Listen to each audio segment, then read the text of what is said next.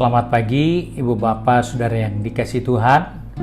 Jumpa lagi pada hari Rabu tanggal 6 Mei 2020 dalam renungan channel GPDB Bethesda Makassar. Pagi hari ini saya ajak kita menjumpai pembacaan firman Tuhan dari buku Mazmur pasal 34 ayat 20. Mazmur 34 ayat 20 yang berkata seperti ini. Kemalangan orang benar banyak, tetapi Tuhan melepaskan dia dari semuanya itu. Daud mengungkapkan suatu kenyataan yang dia jalani. Sebagai orang benar bukan berarti dia tidak akan pernah menjumpai masalah. Dia tidak akan pernah menjumpai persoalan ataupun masalah yang berat. Tetapi dia katakan kemalangan orang benar itu banyak. Kemalangan itu disebut sebagai kecelakaan, kerugian, sesuatu yang buruk, kegagalan, kesedihan, salah, dan keadaan yang tidak menyenangkan. Itu disebut sebagai kegagalan. Nah, sebab itu sebagai orang percaya, seringkali kita menaruh diri kita seakan-akan kita tidak akan pernah mendapatkan masalah. Seakan-akan orang yang hidup di dalam Tuhan jalannya mulus-mulus saja. Tetapi ternyata Daud ingatkan, hidup orang benar ternyata juga mengalami kegagalan.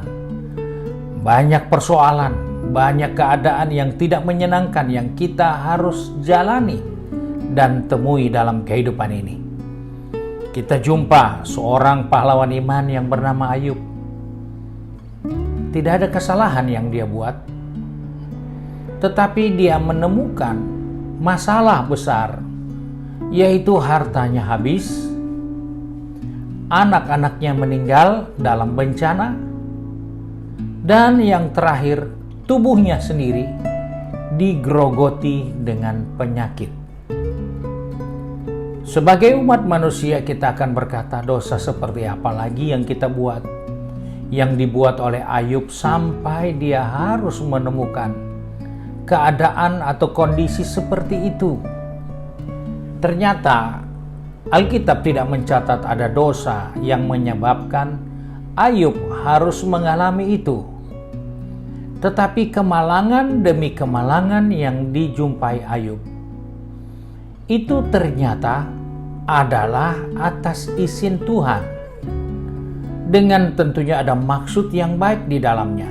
Jika Tuhan mengizinkan sesuatu terjadi, maka Tuhan bukan membuat kita merana semata, tapi ada maksud, ada tujuan, ada yang ingin dicapai dalam kehidupan orang-orang yang mengalami hal-hal tersebut.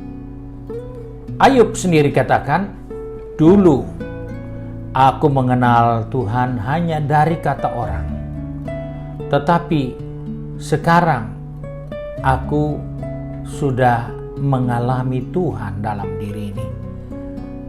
Ternyata persoalan, kemalangan, penderitaan, kegagalan bukanlah malapetaka, tetapi merupakan proses untuk seseorang makin mengenal Tuhan, untuk seseorang menemukan dan mengenal Tuhan jauh lebih baik dari yang pernah dia tahu. Sebab itu Ayub pasal 42 ayat yang ke-12 katakan, Tuhan memberkati Ayub dalam hidupnya, yang selanjutnya lebih daripada hidup yang dahulu. Jadi ternyata Tuhan bisa memberkati Ayub jauh lebih banyak dari apa yang pernah dia capai, tetapi melewati proses. Nah, inilah yang seringkali kita tidak mau lampaui. Inilah yang seringkali kita tidak mau jumpai dalam perjalanan hidup ini. Menemukan kenyataan bahwa kegagalan itu pasti ada, pergumulan itu ada, masalah itu pasti ada, rintangan itu pasti ada, kecelakaan itu pasti ada.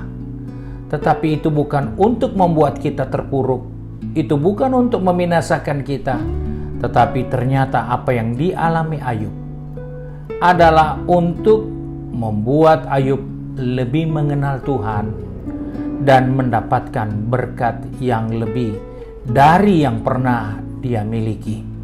Sebab itu sebagai orang percaya, sebagai anak Tuhan, di saat-saat kita mengalami hal-hal yang tidak menyenangkan, seperti kemalangan, jangan kita menyikapi dengan salah, dengan beranggapan Tuhan sudah tidak dengar lagi saya, Tuhan sudah tidak peduli lagi dengan saya, Tuhan tidak dengar doa kita, Tuhan memang sudah abaikan kita. Tidak, Tuhan tidak pernah mengabaikan manusia, tetapi Tuhan mengizinkan hal-hal itu dengan tujuan-tujuan yang mulia, agar manusia mengenal Tuhan, agar manusia mengerti tentang Tuhan dalam kehidupannya. Dan akhirnya Ayub diberkati lebih daripada yang pernah dia miliki. Nah, sebab itu hari-hari seperti ini bukanlah bencana yang harus kita sesalkan, bukanlah persoalan yang harus kita tangisi dan bertanya, masih adakah Tuhan?